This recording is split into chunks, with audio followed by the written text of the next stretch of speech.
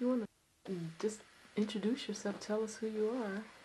Okay, and well, my name is Zedie Hill. Uh, And where were you born? I was born in Houston, Mississippi, uh, December 29th, 1923. Uh, And what? the last of 8 children in my immediate family. Uh, 6 sisters and 1 brother. And your parents' names? My mother's name was Devana Hill, and she married Marion Henry Hill. But there was an interesting story I thought I heard about one of your ancestors a Hill, who owned some land. Yes, my grandfather on my mother's side was co-founder of the town of Houston. He owned what would be called now a trucking company, but it was pulled by oxens, and he bought in the materials to build a courthouse and other public buildings. And he had a huge, at the time, was a mansion was north of town and owned extensive lands and farms, fruit trees, and pecan orchards, and so things of that kind. And he's in the history books as co-founder of Houston, Mississippi. Okay. Will you go on? It was a very strange situation. I have to consider the times that it was. My grandmother was not legally married to my grandfather. He had 1 daughter by another lady, and the other daughter lived with him. Consequently, when he passed, the daughter that was living with him fought for everything he had, and she wound up with everything that he had. And my grandmother said she would not demand anything if he'd have wanted her to have it.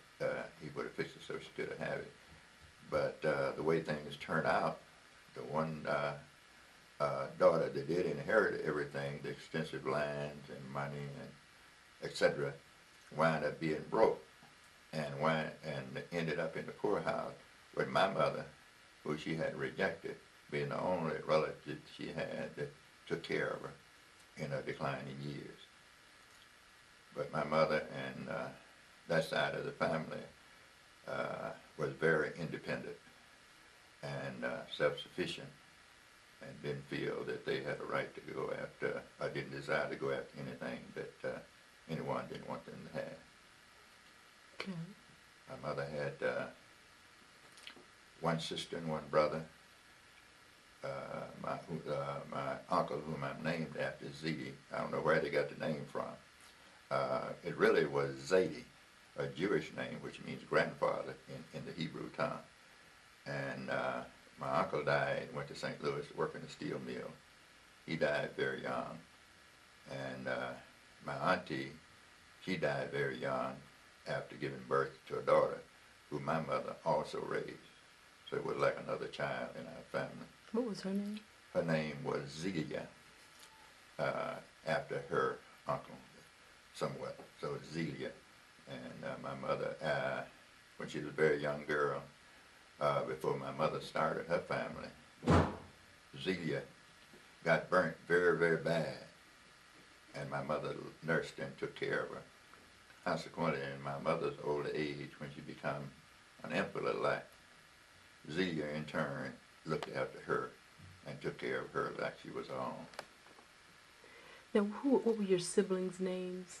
My oldest sister was named Willie Ray, but she changed it to Wilma. Interesting thing about Willie Ray, when she was a very young teenager, in her early teens, she contracted tuberculosis, and they sent her down to Jackson to stay in a sanitarium, they called them at that time. And my father built a screen porch on the house that he and my brother had built, and she came home. But for her having tuberculosis when she was a teenager, she's now 89 years old and going strong, taking care of the old folks in New York. And my next sibling was named, we called her baby sister, her name was Minnie Edna. And she was more like a mother to me than a sister, because she didn't have children and she took me as her own son. And I would go and stay with her in the summer down in the Delta, and wind up going to, when I left Mississippi, she's the one that took me away from Mississippi to Detroit, and where I went to school at training camp, CCC or something of that sort, and stayed with her until I went out west to work there. So, like I said, she was more like a mother up until I died. The next one was a brother named after my father, Mayor Henry Hill. The strange thing about that, I might digress for a moment, how you develop complexes and don't know it. They always talked about, I was only 10 years old when my brother passed, and all my life I heard what a handsome, good-looking man he was. And I think up until... This is talking about your father? My brother. Your brother, okay. My brother, his name was Marion Henry Hill, okay. Named after my father. And everywhere he went, they talk about what a handsome, good-looking man he was. And developed in me a somewhat inferiority complex, and I didn't discover it until maybe 8, 9 years ago. But he came to Chicago. He was crazy about his parents. He wasn't making much money there. Came to Chicago looking for bigger pay. But he wound up with his cousins, who were the Roberts, and they were big time in Chicago. Their father was a bishop and whatnot. And they set up a thing one night, my brother didn't know, and to rob the health station, and sent him up there. But the police had been tipped off, and none of them showed up. And my brother was killed at 40th in Indiana when I was 10 years old. The next one would be Lucille, my sister. Lucille was very much, looked so much like her mother. My mother was brown-skinned, my father was extremely light.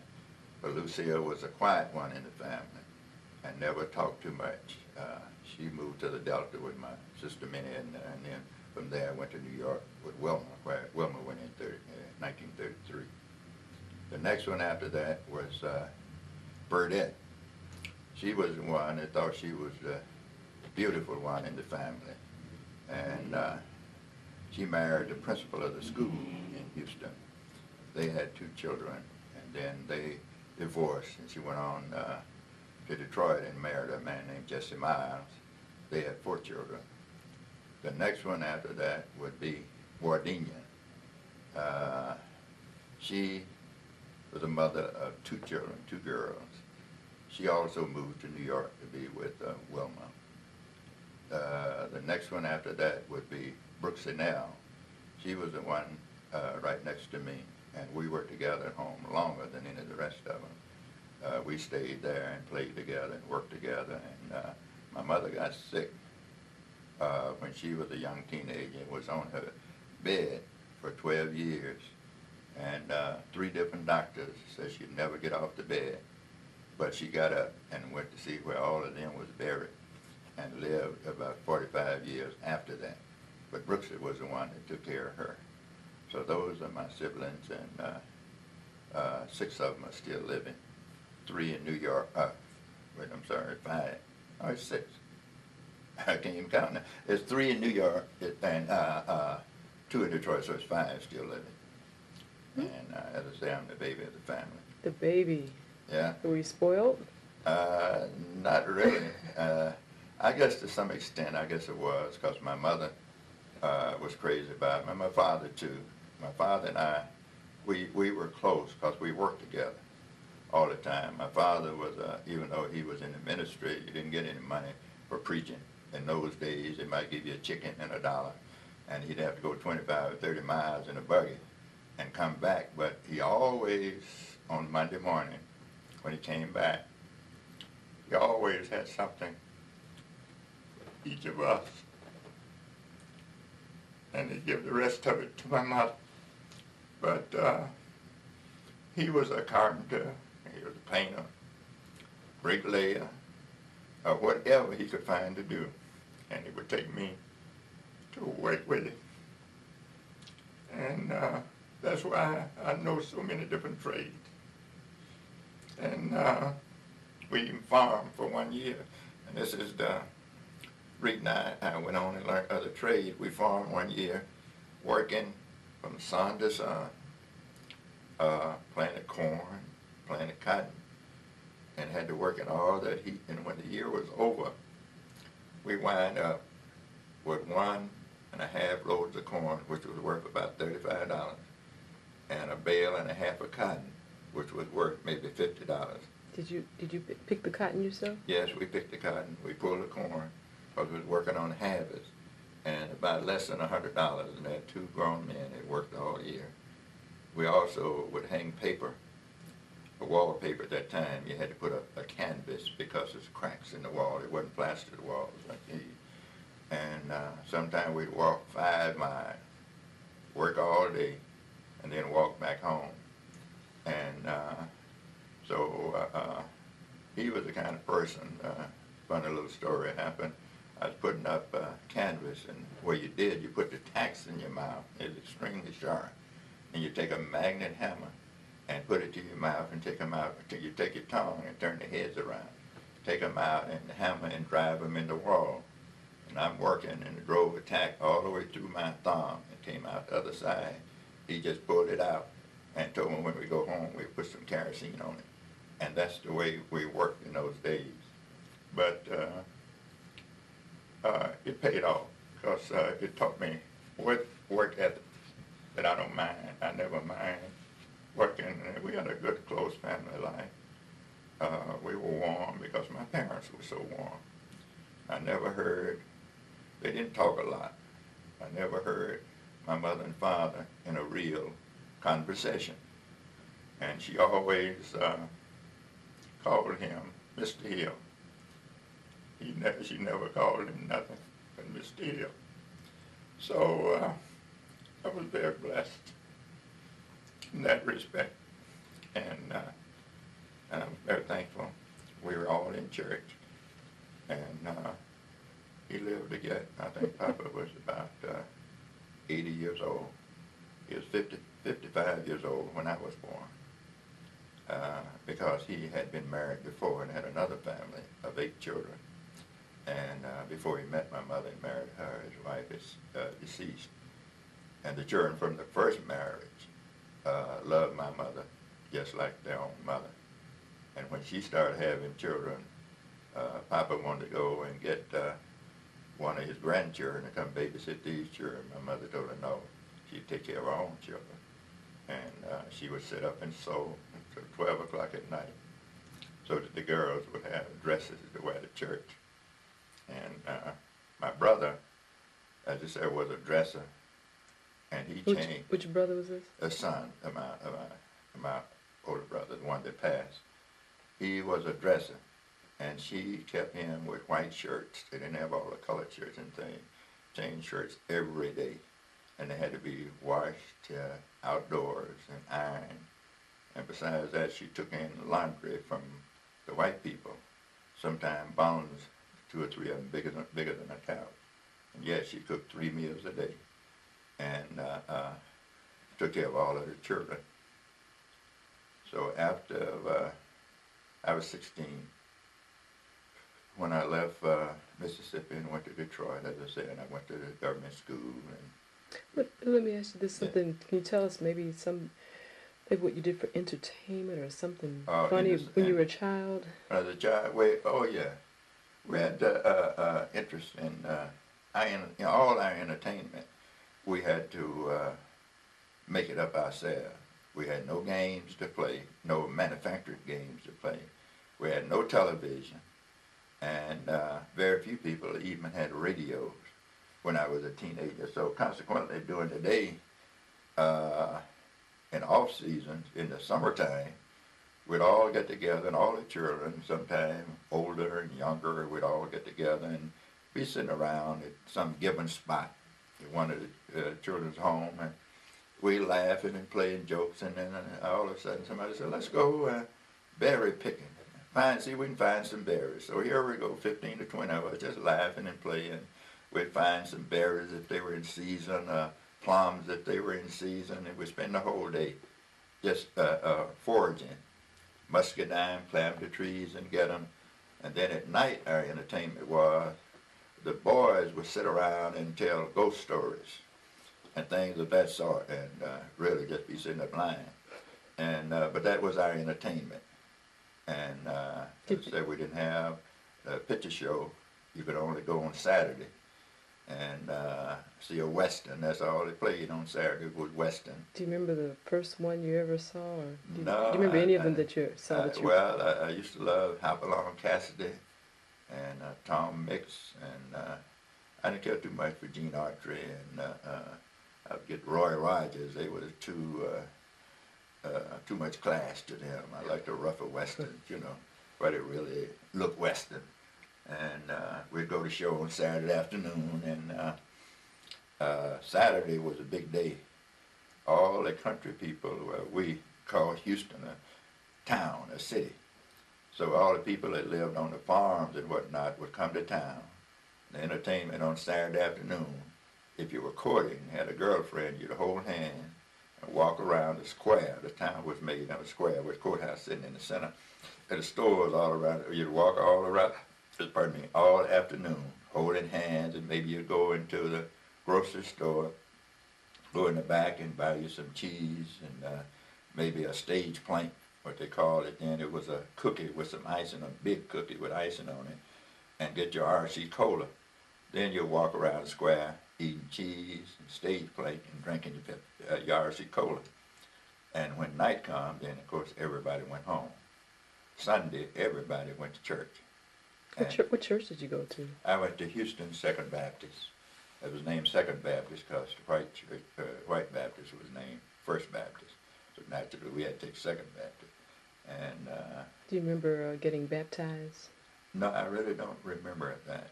But I remember a lot of times on Sunday afternoon after church, after morning service, all of us get together and play around the church, and there's a lot of grass and whatnot around. We'd be playing out in the grass and things of that sort until time for BYPU, which is Baptist Young People's Union. Then we go in for that and night service, and then we go home. But all our entertainment, we had to manufacture it ourselves. There were no games. You couldn't order Monopoly or none of those games or any of the board games to play. So it made you use your mind to create things of entertainment. And it was quite interesting. And I'm glad that I lived through that era. I had one dog. My father didn't like dogs, but he let us have this one dog, Trixie.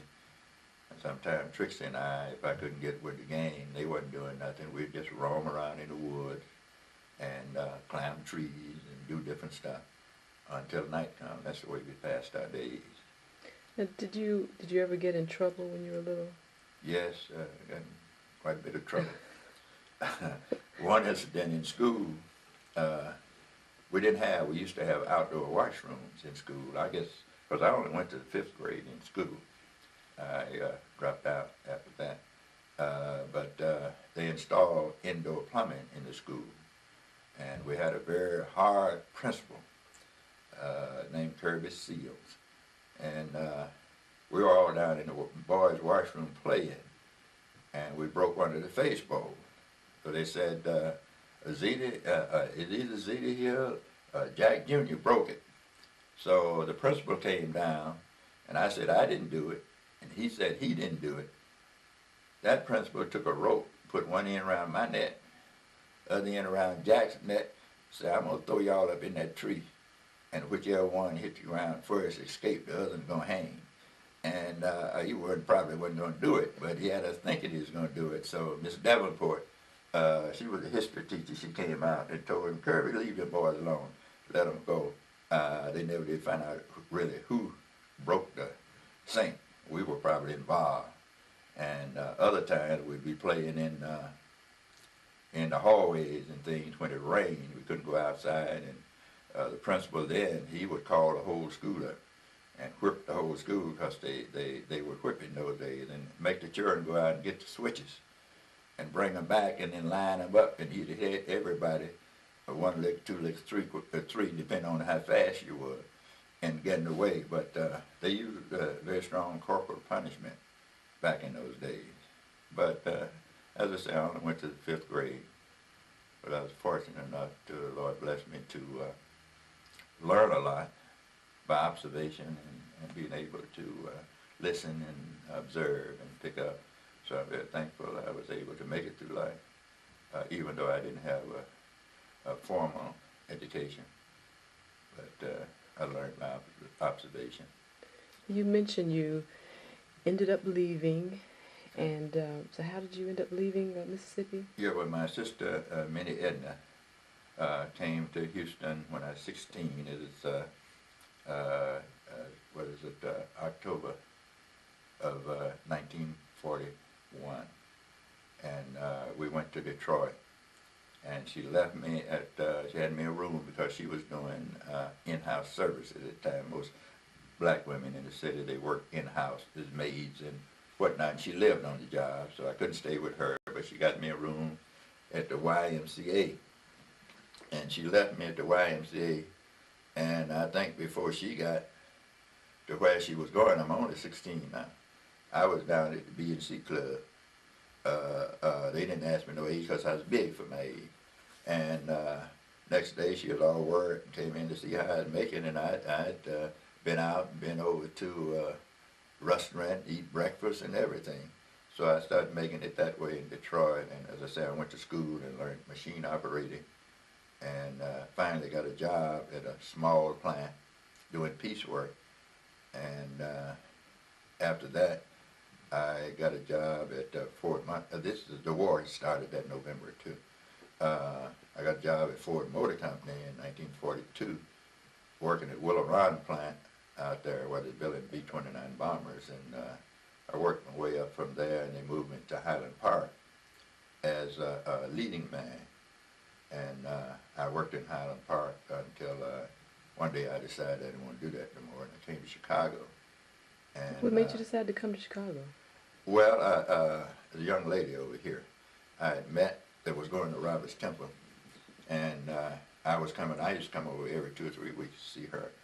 And one weekend I was here and I heard about some jobs out west for the government. I signed up and went out to Hanford, Washington. We didn't know it at the time, but they was building an atomic bomb plant out there. That was one of the wildest places you can imagine. It was so wild, they had cyclone fences up between the men and the women's dormitories, and somebody got killed almost every weekend out there. So I said, this is too rough for me. Besides that, there was rattlesnakes all out where we were working. So I came back to Chicago and got reassigned. They sent me out to Puget Sound Navy Yard as a machinist out there. And there again was unbelievable because they recruited 50-something thousand people from all over America, most of them from the rural South.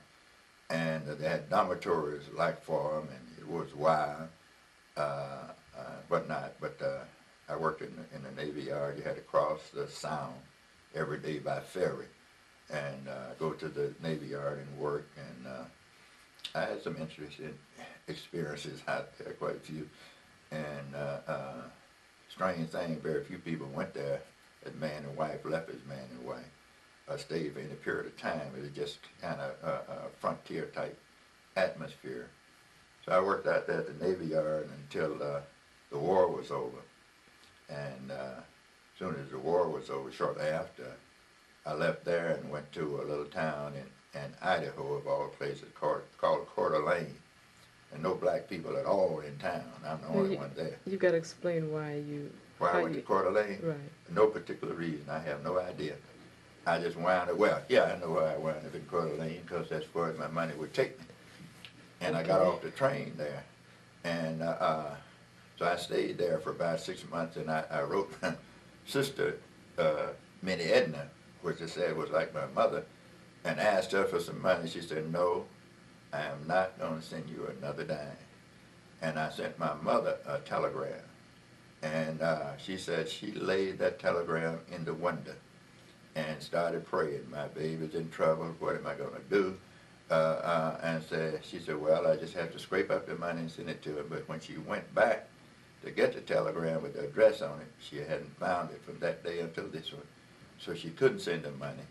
So finally then I hoboed my way to Chicago and came on to Chicago and went down to Robert's Temple. And my sister, who was from my father's first family, was married to Bishop Roberts.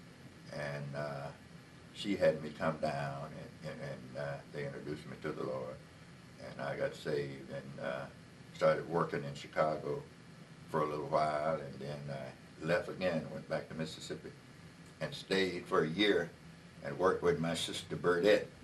She was doing all the decorating, hanging paper and painting and stuff in the town, all the new home. I stayed there with her for about a year. She left, and so then I left and came back to Chicago and started doing odd jobs. I did dishwashing down on Polk Street and various jobs like that until my nephew, Perry Roberts, and I decided to go in the painting business. We wasn't that good. We went to the west side in an Italian neighborhood and worked there all summer, painting every house almost in that Italian neighborhood. The funny thing, when the summer was over, the last house we was doing, the lady told us, says, Mr. Roberts and Mr. Hill says, you all are not that good of painters, but you have such a nice personality until we have hired y'all, we enjoyed y'all working around. So it's good to have a good personality. So after that, then I started working for the Camberos brothers and worked for them for about 3 years. And after that, I got married. About how old were you then? When I got married, I was 28. Okay. And, I better back up a little. Before then, I went down to Mississippi when I was 26 years old on a visit. And I was dating a girl named Martha Siggers. She was a little younger than me. And I didn't know at the time, when I left the South and came back north, I didn't know she was pregnant. But when I went back to visit my mother a year or so later, as soon as I hit town, everybody started telling me, you better go on down and see your daughter. I said, I don't know anything about it. So when I saw Sandra, my oldest child, she looked just like me. What's her last name? Sandra Washington. And so I started taking up time with her. In the meantime, I had gotten married to Ruth. And she was expecting. And but every year when we would all go south, I would take Sandra and keep her with me for the whole week we were there.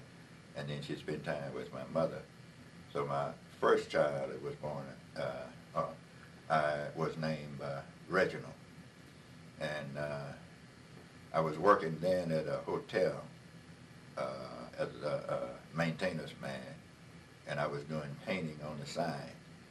Slip out, you know, at lunchtime and after I got off work, painting to earn more money because I was only making $75 a week at the hotel. And then I even did serve parties. Mr. Winston would let me serve parties. I didn't know nothing about it, but he was trying to help me too. And so finally one day, Mr. Winston came back to the hotel. He was a lawyer. He was never there. So he came back to the hotel, and I was gone. And he found out what I had been doing. They told him I left a lot, and I was painting on the side, so he fired me right then and there. But I left there and went to the paint store where I was buying my material from my painting business. And when I got to the store, Sid Belenke was the man that owned the store. He said, you got here awful fast. Says, I just called your house. And by this time I had 3 children. I said, I haven't been home. He said, how would you like to go in business with my father, who is a good-sized contractor? I said, I don't know about a partner. He said, you got a station wagon, all you have to do, set up the jobs, take the men to work, which, by the way, were all white at that time, and you and him split the profits 50-50. I said, sounds good to me. So we worked together for a year, and we would go around and bid jobs and whatnot, and some we got, some we didn't. at the end of a year, that winter, time to settle up the end of the year, he said, well, Zedie said, we don't have any money left, because there's supposed to be enough left for us to draw the same money year round. I paid all the paint bills. I said, Sam, I thought you paid the paint bills. They went, no, no, no, no, no. Paid all the paint bills. There's no money left. So we don't have any money to draw. I said, well, fine. I went to some of the same people, in particular the Rush brothers and Dave Levy, who had a real estate office. We bidded on some painting for them, and they said we were too high, we didn't get it. So I went back to them and told them that I could do their work cheaper than Sam Belenke. And they gave me work, gave me those jobs, and I worked for that one outfit for 37 years.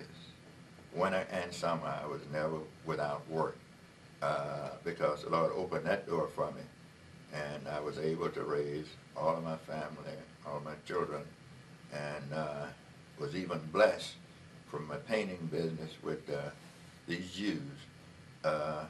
Every winter in January, we would take 3 to 4 weeks off and travel abroad. We would go,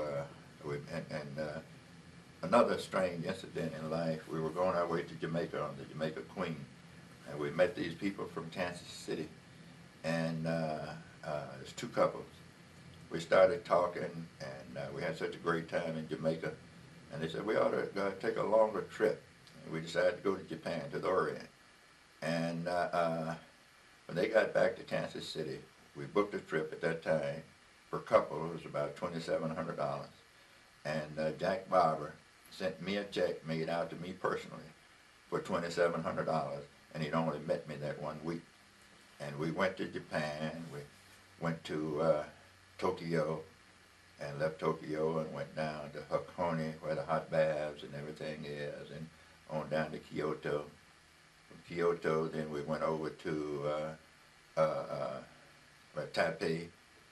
Taipei, we went on down to Manila in the Philippines. And from the Philippines, we went down to Singapore, rode the boats down the Straits of Johor, and left Singapore and went to Kuala Lumpur.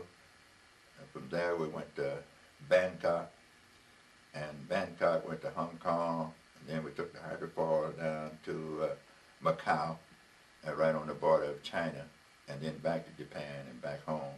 And each year we would take those kind of trips, either to Europe, Asia, or Africa.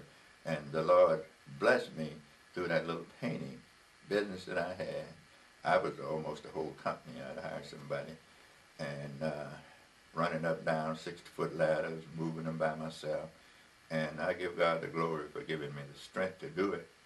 And I did that up until I was about 60, 65 years old. Then I started turning it over to my sons, who never had a job. I got 2 sons. They never had a job, nobody for me.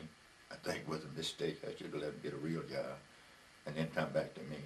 But then I started, by this time, I had been divorced from Ruth Hill, my children's mother. We got divorced in '74. Tell me about your kids. Tell me who all your kids all right. were. Well, my oldest one is Sandra Washington. She is so warm and close to me. She has a temperament, I guess, to get it from me. When I used to go down there, she'd be crying when she'd see me, and her husband would tell her about a day or so before I leave, don't say nothing, sissy. They call her sissy. She ain't gonna talk to your dad if you're getting ready to leave town. So she's warm and she's done well. She went back to Mississippi after her mother and stepfather moved to Indianapolis, and her grandmother was living on her mother's side. And she used to tell her, Sandra, you ain't gonna never get no job. The way you dress and carry yourself, you ain't gonna have no black woman looking like. She said, well, I just won't get no job. She finally got a job at Houston Hospital about 20 years ago, and she worked her way up in that hospital until she is a business manager for Houston Hospital. And she travels to Alabama and other corporate offices for the hospital. She has 3 children, and her husband just passed this year. My next one is Reginald, who is my oldest son. Reginald is about 40, I guess 44, 45, I lose track of the ages. And he is tall and looks somewhat like me. And he's worked for me all his adult life. And he's not doing the greatest at this time because the enemy has got him on alcohol. I pray for him. I haven't given up hope. I pray for him. He's a warm, loving child. I love him very much. Then my next one would be Davette. She's always been like a confidant of mine. Any problems came up when me and her mother was together, or even after, I could always, talk to her, and we're very close, and she's a crybaby too. The next one after that would have been Bruce Carlton, who we lost when he was 5 years old. He was struck by a car right in front of our house in South Chicago. I wasn't home. My wife was. Struck by a car, and he died before he reached the hospital. He was warm and loving, a lot of fun. We had a lot of fun together for those 5 years, so I thank God for the 5 years. Then after him would come Vera, and she was warm and close. Used to have a record out down in Washington, used to sing My Dearest Darling, and Vera always thought they were saying, My Vera's Darling. And she used to always, come on, play my record, Daddy, play my record, My Vera's Darling. So I didn't tell her no different. She's has 2 children and doing well. She's worked for Ameritech and has moved up pretty good in the company. And my next one after that is Ashley. His middle name is Zedie, Ashley Zedie Hill. He got a lot of ways like mine.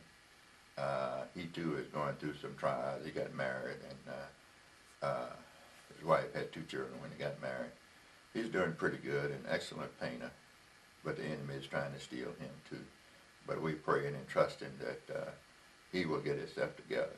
I just talked to him today, and he's promising he will. I haven't given up hope on him either. So those are my children. And one I forgot to mention, Bonita. She was Ruth's daughter before we got married. And she is just like my child. She called me the other day and said, you're the only daddy that I know. And Bonita is about 50 years old, I think, somewhere close to that. She lives in Florida, because we went to Florida 1980 for my mother-in-law and father-in-law. Always wanted to live in Florida. So I went down there and bought a home, and Ruth, that daughter, furnished it, and they stayed down there until my father-in-law passed. And so Bonnie wound up still living down there, not in a home because I sold a home, but she's still down there, and I hear from her occasionally. So that is the extent of my children. I got grandchildren. Tell me about some of your tell me all of them. Tell me who everybody who has kids. Well, Davette, well, Sandra, of course, has Stevie. He's about 22, and they have Desmond and Christopher. Christopher is very gifted on the piano. Desmond is a lot like his daddy. He's real quiet, and so she has the 3 children. And Bonita had 1 child. His name is Alan Sanders. He's somewhere in the Chicago area. Then Reginald had 1 daughter, Regina, and she has a son named Tonio. They're very close to me. You got great-grands, huh? Great-grand, yeah, I got 1 great-grand. And then Davette has 2 children, Aaron and Lisa. Now, Aaron and Lisa lived with me. We had the house. Lisa was only about a year old when they moved in with me after Davette and her husband broke up. And funny thing, I used to put them out of my room at night. And sometime during the night, I'd hear scratching sound on the floor. They would be crawling back in my room and sleep at the foot of the bed. And I wake up in the morning, they would be laying there. Sometime I'd wake up and let them get into bed. But they like to stay in my room like that. And they've always been close to me because they lived with me for about 10 or 11 years.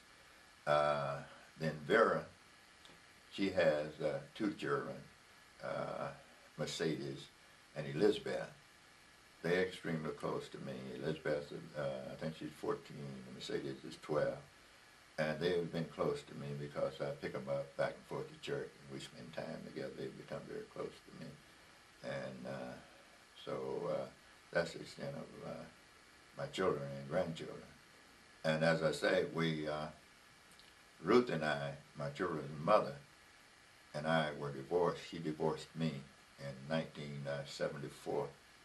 But I still maintained it had to be from a distance because there's a lot of hostility. I don't know why, but there's a lot of hostility. And but I still am thankful that God put even Ruth in my life. And I've told Janet this, my present wife, and anybody else knows it, that I give my marriage to Ruth and her bearing me those children put stability in my life and give me a reason to try to accomplish or do the things that I did. So I'll forever be grateful for her, the part that she played in my life. Sometimes we try to ignore people who have contributed to our lives, but I could never ignore the part she played and what it has meant to me, even though she insisted on keeping a great distance between us because I'm with Janet. So then I had known Janet, my present wife, since I guess she is 12 or 14 years old. And I used to see her running through Robert's Temple when they come down to the convocation, and she was a cute little girl. And of course, I was so much older than her, there was no thought of anything. Until later, I went to St. Paul in the 70s. I went there in 71 through 76. And she keep telling me, I think she's trying to swell my head, telling me that she had eyes on me all that time and whatnot, and but I wouldn't pay her no attention. I don't know nothing about that. But anyway, in 1983, just happened one day, I don't know why. I asked her to go to, would she have lunch with me? And she said yes. And she said, where are we going? I said, don't worry about it. We got in the car and I drove all the way to Elgin, Illinois, out to Chateau Louise for lunch. And that was our first date. And it was nothing, even though we were both more than grown, had grown children and whatnot. It was nothing, nothing even hinted at any sexual relationship of anything. The next time I took her out on a date, I think we went out to the Hamilton in Itasca and had a fabulous lunch and dinner and everything out there. And our relationship grew from that, and we decided to get together. And we've had some wonderful times, great, exciting times, and done a whole lot of things together. And after she and I got together, as I said, I kind of was divorcing myself from the painting business, more or less. And we started into rehab. Before she and I got together, I was doing a single-family homes. I did maybe 10, and it was going pretty good. And we saw this building on Clyde. I saw it. It was a vacant, abandoned building with several on the block. And she walking to me to school, her granddaughter. And she said, oh, so that would be a good building for us to get, for Zedie to get, because she didn't have any intention of going in it. And I had went to see the man when she got the idea. We got that building and moved in and started rehabbing. She working right by my side, working, and being a vacant, abandoned building. It had no back steps on it, no windows or no doors. But we went in and fixed up one apartment, put windows and doors, and still didn't have a back step. And we moved into the building in that condition. Consequently, when the banker came down, we were seeking a loan, and he saw what we were doing. He granted the loan. We were able to finish the building in 1985 and fill it up. We were fortunate enough to get all good people in there who were more like a family. And was a party bunch of people. They partied all the time. They could meet one on the steps, and they would have a glass of wine. All of them loved to drink wine. And they'd be sitting on the steps, and a couple of them sitting out there having a glass of wine, laughing and talking. Then here come another, Curtis or John or Phyllis, and sit out there. Before you know it, every tenant in the building would be sitting in the hall. And when I come in, they say, "Come on up, Zedie, we're having a hall party."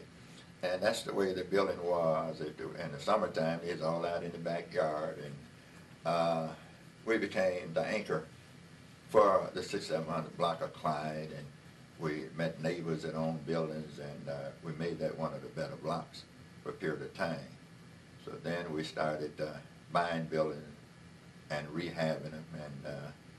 And we got the one across the street and rehabbed it. Then we got a big one on Oglesby and rehabbed it and sold them. Sold them too quick. We should have held them longer, but who knew at the time what to do. And we went on, and Janet used to manage all the building and keep all the records, but things weren't going well with some of the workers we had, and she kind of withdrew from that. That was her choice. That didn't bother me now. That's what she wanted, because we had a thing that we didn't intrude too much on each other's wishes. That's the way you want it. As long as it don't affect me adversely, you go ahead and do it. So we did a number of buildings, and we were written up in Wall Street Journal and Inc. magazine, and did videos that the bank used for promotional purposes and things of the sort. One of the television stations did a... Yeah, one of the television at 2 on 2 did a thing about the building on Clyde. So it was a great thing, great experience to go through. But only thing about it, two spendthrifts together is not a good combination. And money never meant a whole lot to either one of us. But that building on Clyde was such a great blessing for our families, because my children, my biological children, because they were all mine, like mine were hers, were living in homes that I had rehabbed. But her biological children were blessed, most all of them, to live in the building on Clyde. And not only them, but others lived there, and we used to call it a halfway house. And it served its purpose for a number of years. And so it was a great blessing, even though some things in the end are not too pleasant. But it served a great purpose, and we had a great joy out of it. We would get money, and it would just go. Then in 1989, I started going back to Roberts Temple, and Janet did too. Started because I was there. She went, and it was such a great blessing that we did, because in 1990, November the 1st, our son Nolan was killed right across the street. And it gave her so much strength, because she was in the church and serving the Lord. She was able to go through it, even though it was right across the street, and went through that. And then we started looking at Roberts Temple. It was the oldest church, God in Christ in Illinois, and as I said, it was more or less. What was your relationship to the founder? Or the founder was my brother-in-law. He was married to my half-sister from my father's first family. And so we go back and started, said I need to rehab the building. And the Lord gave us to raise money and rehab, but we put so much of our own personal money into the church. We did it with joy. And she never refused and never complained. And she worked as hard as I did on the spiritual, the entertainment, for lack of a better word, aspect. She kept so much activity and so much educational things going while I was doing the physical work. And we were blessed to completely remodel that church inside and out, and tear all the old balconies out and make it one of the outstanding churches in Chicago. As I said, we put an awful lot of our money in there, as well as spending it otherwise. As an example, And one occasion, the bank called us and told us that they had $50,000 belonged to us, and they was fixing to send it back to the state because they really didn't know who it belonged to. They gave us that check for $50,000. In less than 6 months, we'd managed to give it all away, spend it on ourselves, because we would go out, eat dinner every day for 2 years. My wife didn't cook at home, and now for the last 3 years, she hasn't cooked at home. So that's the way we've used our resources to do whatever we wanted to do. And when our son Nolan passed, he was a young man. I don't know whether he had a premonition or whatnot, but he had taken out an insurance policy, and I think he had paid one premium on it for $150,000. So consequently, when he died, he had left instruction that half was supposed to go to his daughter Brittany, and the other half to his mother. We took Brittany's money, Robin, Brittany's mother. They were not married, but she took it and put it into an account. It's under court supervision for Brittany when she get older. But the 75 that my wife got took everybody to on a cruise. About 13 of us on a cruise. She paid $35,000, paid the mortgage off on Clyde, and the rest of it just went. And that's the way we've lived our life. We've had a happy relationship, and I'm thankful that the Lord gave me somebody to love me like she does and look after me like she does in these latter years. And I hope that I've been what she needed. She says I have. And we just had a good time. How would you like to be remembered? What would you like for people to say about you? Or what do you think kind of sums up Excuse me. Your life? Well, Or what message would you like to give to your family? To all to all of them, my biological and otherwise, they're all my family. To love each other, to love God, and be close to each other. To raise these children that you have, teach them wisdom and understanding. And I would like to be remembered as somebody who cared. Not, who cares about others more than about myself. I've tried to help people. I've got a lot of young men over the city that says that I was a blessing to them in teaching them skills and whatnot, quite a number of them. And to me, that means more than any other, than my travels, my being able to enjoy some of the finer things of life. To hear somebody say that I helped them. And that's all.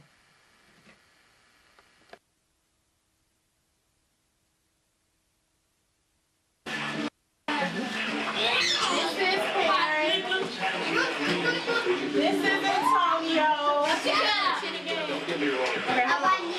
is Lyman. Say your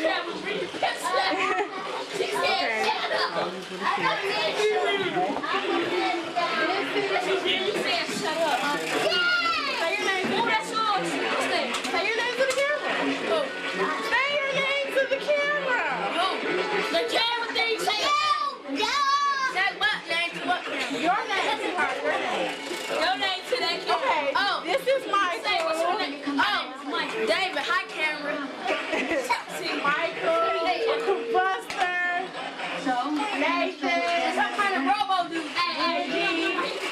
Mallory. And me, Elizabeth. That's right. Kelly don't start this way. Started there, give us again.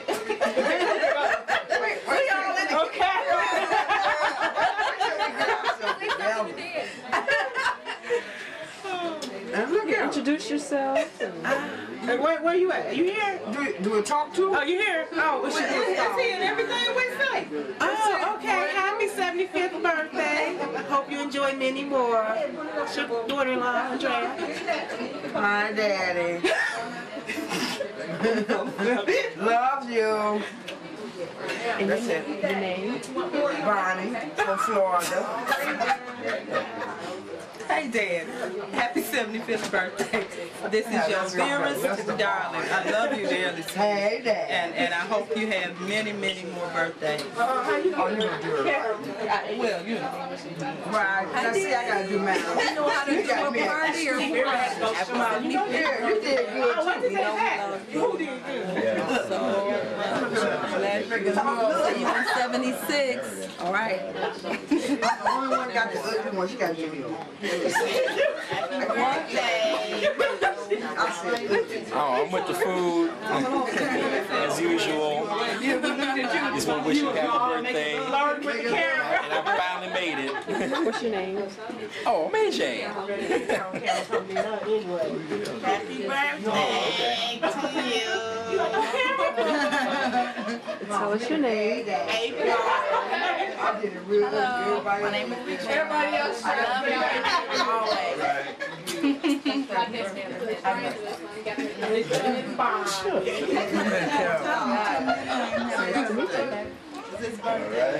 Bless you. Happy birthday, dear.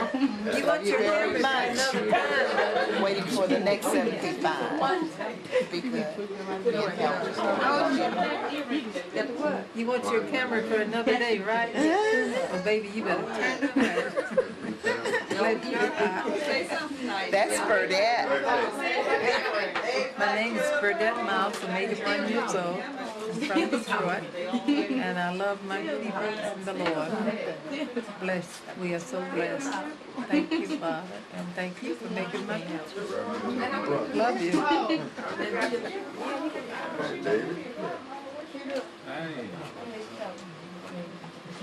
Tell us who you are. And I'm Dave Davis from Detroit. Come to see my uncle. Right, like another son. Wish him the best. It's strange you think of so much you want to say something. This is Sandra from Houston, Mississippi. Came a long way to see my most wonderful father in the world. He's number one to me, and it will always be. And there's no one any greater than him. He is a blessed man because God sent him to me and to each and every one of us. And I hope that he live forever because I need him, and he will always be in my heart. Amen. Pray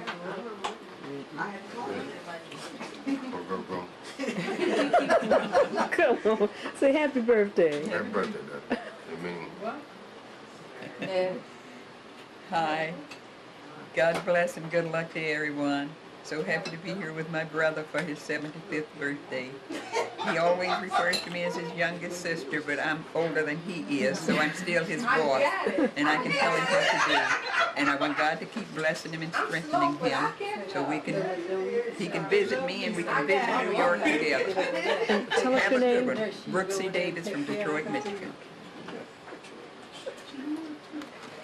So for a special man on his 75th birthday, I can't believe it.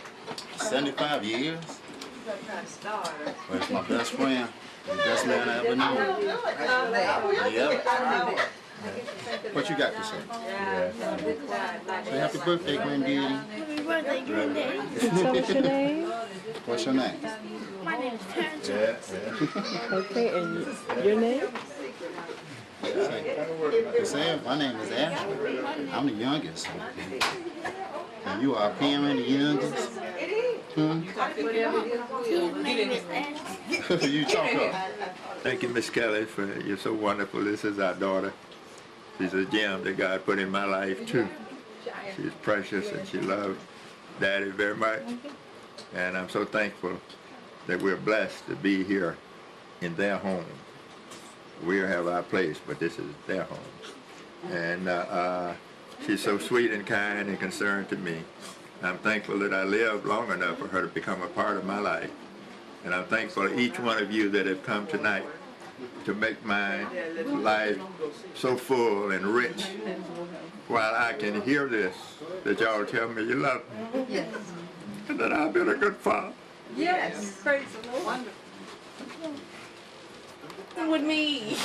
She the only one. She's over here. Kelly, they're calling for you. Hi, I'm Lisa. Happy birthday.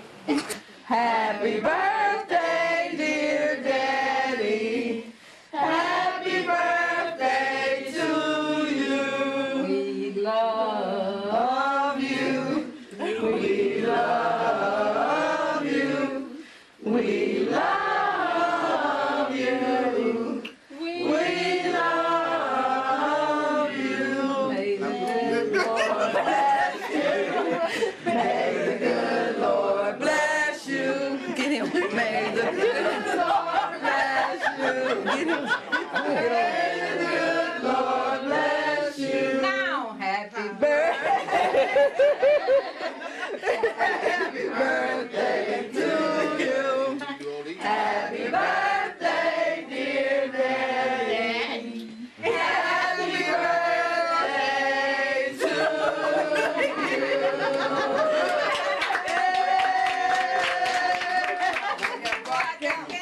We made it easy on you. Okay, only one. Favor down now. Get your wish, your prayer, and blow it out. All right, I get the first berry. Help. All right. Hey.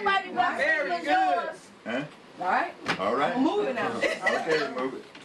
Okay, kids, y'all step back now. Watch your feet. Move back. So you can get that. All right. Y'all come on, we bring the cake in We there. bring it in there. That's enough of that. Go back in the back. Come on. People, take people. We're going to bring. Don't provide for his own. It's a whole thing before He she is see when we worse bring some than an out. infidel. Oh, if not, if you got enough, If you it's wanna okay. be But don't black. throw them away because she's the same though. If you get it, you take care of it. If you want to be black, if you get it, you take Okay, we're care gonna of bring y'all cake. it. God is blessed. If you don't, God don't put a curse on you. Why I'm so blessed today. That's for them. That's too much later. That's right. Yeah. Way too much. Yeah. Give me a small piece from him. I was gonna give him the Because first one. give me the strength and the know-how to take care of my family. That might be too big. My family was always first, above and beyond anything and anybody. Don't ever let nobody or nothing come before your family. God don't like it. Because God ordained the family in the Garden of Eden. God don't like mistreating your family. And if you want to be successful in life, always love your family. Take care of your family. Don't holler about I'm tired, I don't feel like going.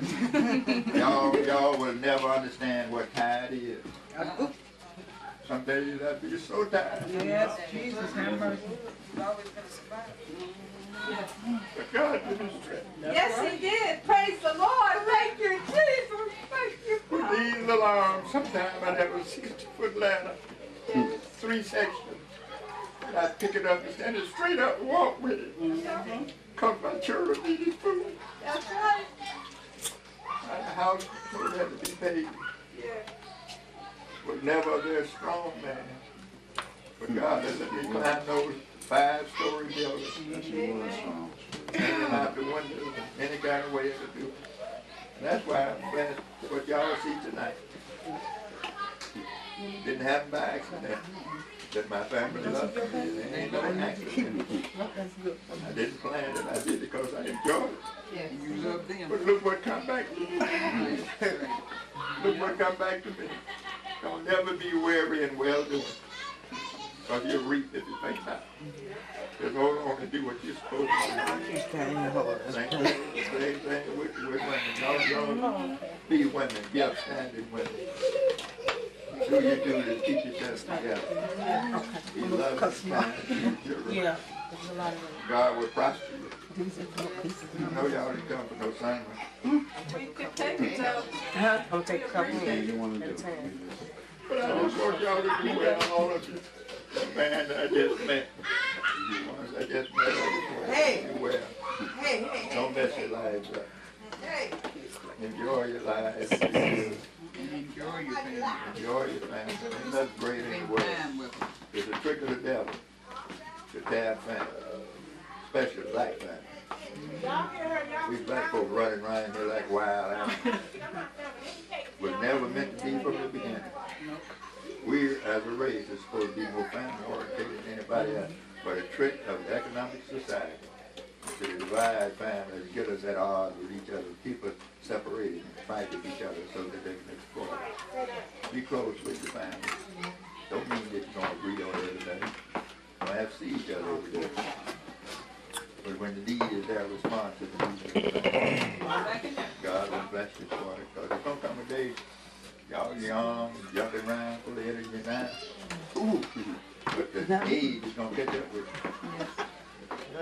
You're going to need somebody to love you.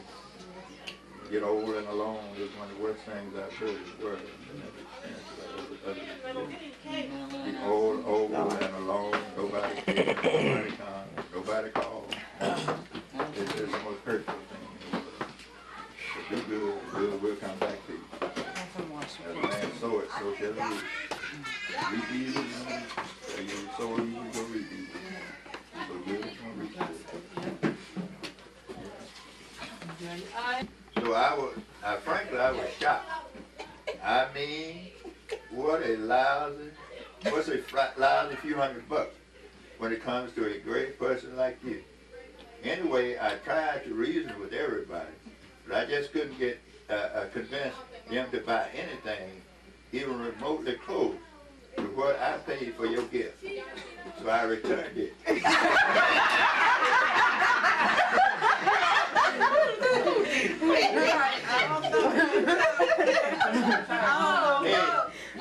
Hey, I couldn't make everyone look bad.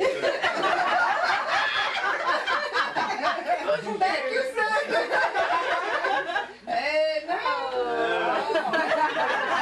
It's your roots, so I bought you back your roots. Okay, see what it said. What it say? Mississippi. All right. Just go from the front. Yeah. Now You got everybody back in the head. That says Mississippi thinking of you. I thank God every day for you. For all you will always be. Well, you will always be the dearest, most important gift He ever gave to me. How you doing? I'm thankful for the faithfulness in all you say and do. That shows the precious love that God has given me through you. Happy birthday, love, Janet. Thank you. Amen. Praise the Lord. Yeah. That's from my Kiss it. darling wife. I kiss her. Okay. Let me get her. Who you want? He Janet? wants Janice. Janet? Glenn on the phone. And she give me a cup. You want to bring the phone? Drink my coffee out of it. Oh, that's nice. Still perfect after all these years. Right. Praise the Lord. I started to say something. Don't go there. Don't go there. What? Wait, just get ready to go. Oh. Yeah. Well, where was I going? Now, you thought I was going to say something like that. Down. You thought I was going to say something You a like man of the gospel. I know you was fine. Oh, you just talking about picture now. Yeah. A birthday prayer for you. Dear Lord, I'm asking you to bless someone in such a special way. They'll know within their heart that someone prayed for them today. They'll know they're loved and cared for and have such a sense of peace that their birthday will be perfect and their joy will increase.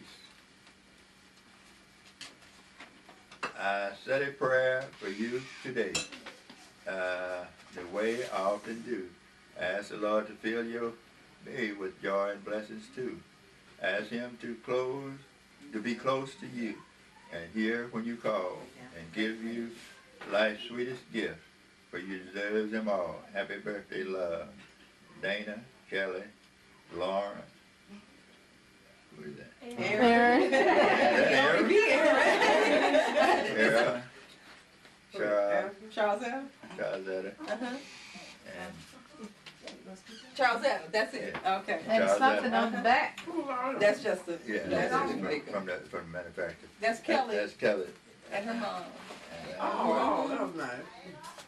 And this was in the bag. Hey, all right. Oh, Well, it's lotion and stuff to make you Shower face gel, Hey. All kind of good stuff. green tea herbs, all right. Green tea, this is not green Yeah. tea. And it's some lotion. Yeah, All right, you straight, you straight. great, that's great. Very nice, Kelly. Isn't it? mine sitting on the table. What? I said mine sitting on the table in the truck. Oh, Get in there, You're not done. I got some. Oh, you do? Okay. I don't. Who is it?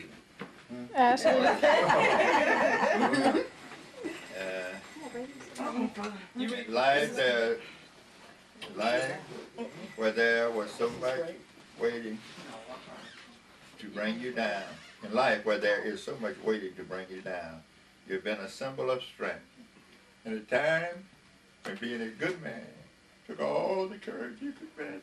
Yes, yes, You've been a symbol of integrity. yes. Amen, praise Who is the this Lord. from? You gotta open it up. You in the middle there. No more reading. Okay. Love Vera always. In a world where fatherhood is often the hardest job of all, you made a symbol of love. Thanks for your love. Happy birthday. Amen. Sing to me, Dad. Sing to me, Dad. I wanted to tell you, husband and boyfriend. No, but he's told it in church on several occasions You about said, that song. and Papa said you said that so sweet. I wanted you to say it again. That's what you must. You can read it. This is for mine. Where's the turn? Oh. Right here. How should a great dad like you spend your birthday? Allow me to demonstrate. Happy birthday. Happy birthday. Just relax. Just relax. Big chair. That's just what I'm doing. Makes you a fat cat. Yeah. Take it out. All right. Yeah, Lord knows I can play these baby.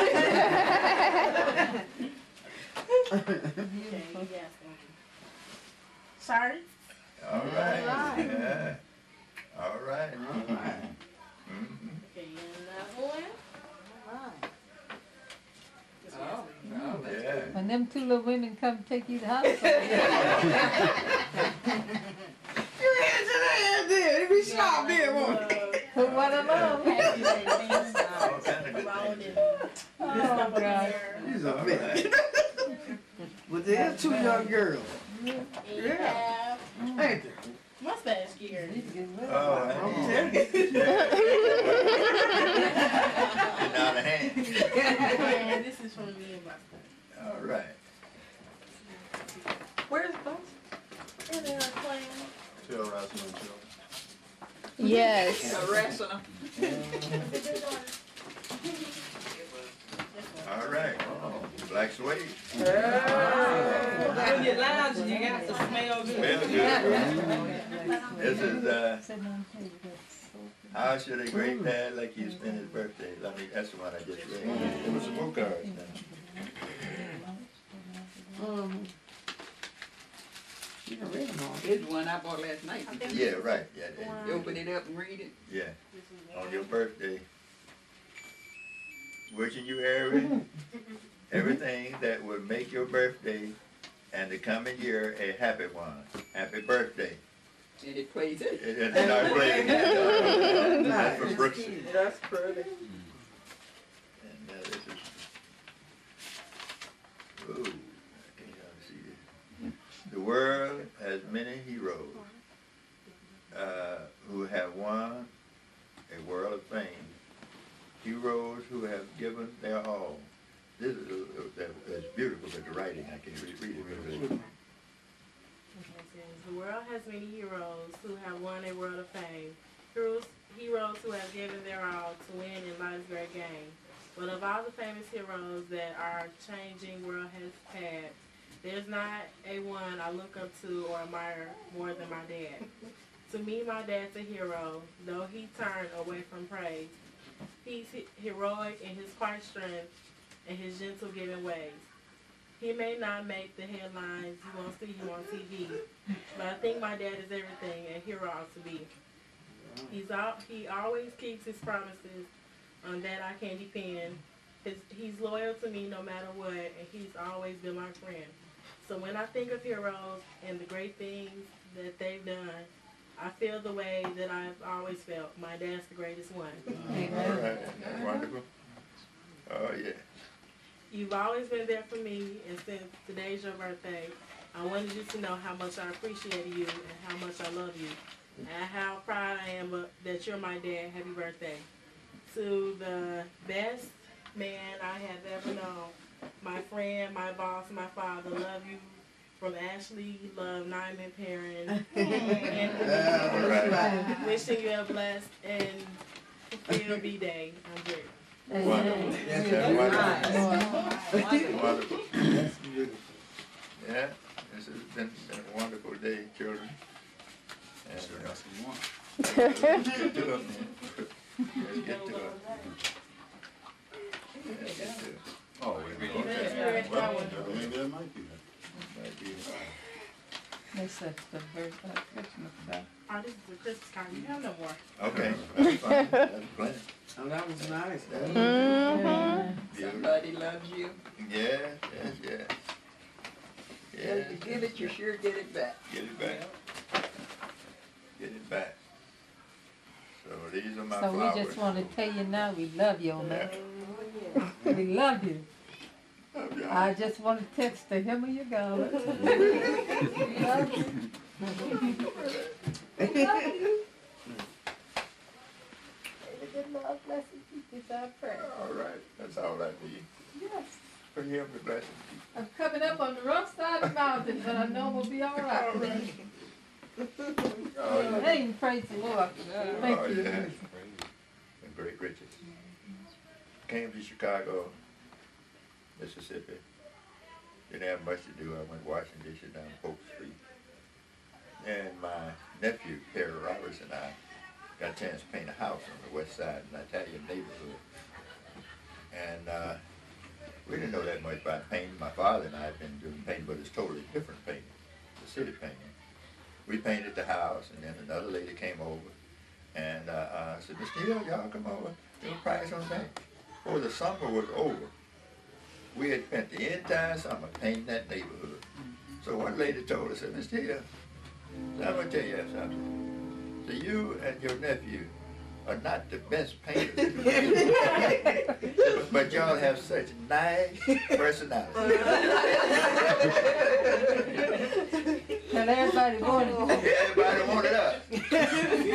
Said, y'all ain't the best painters. Back to that statement, a good name. Yeah. They know they didn't have to worry about us stealing nothing. Yeah. That's right. Wasn't overcharging. Yes. What we said we was gonna do. Yeah. And we were friendly Started and a job, warm. you finish it. Wasn't flirting with the folks. Wasn't married. And now I find out 40 years later I was a fine looking man. If only you had known. Hey, God know what he would do.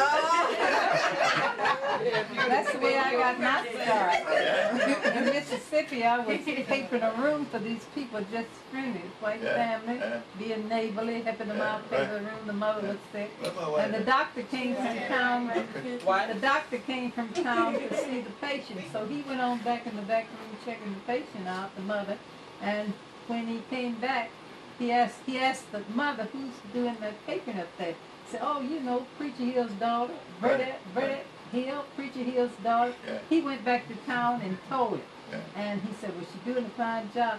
Do you know I got more work than I could do? I papered for the richest people in that town. And when I stopped, I had the reputation of being the best interior decorator in that town. And had never had no learning, no training at it, except with my father and my brother. But I made Reputation. good there. And some of the houses today is still standing there with my papering on their wall. Is that right? But you could go to Houston at that time, you have to understand the atmosphere. It was very Jim Crow. They were still hanging black folks in trees. Burning them at the stake. At the stake. But if you would, our people would come from Chicago down there, and if they said they were related to Preacher Hill, oh, they got the raw treatment. Because of my father's reputation of being an honest, upright citizen. Oh, you related to Preacher Hill? Oh yeah, he's down there. You go down there and tell him I said hello. A good name. More to be desired. And Great folks, Richard. listen folks, we're not bragging, but it's understood. Everything we do, we sure do it good.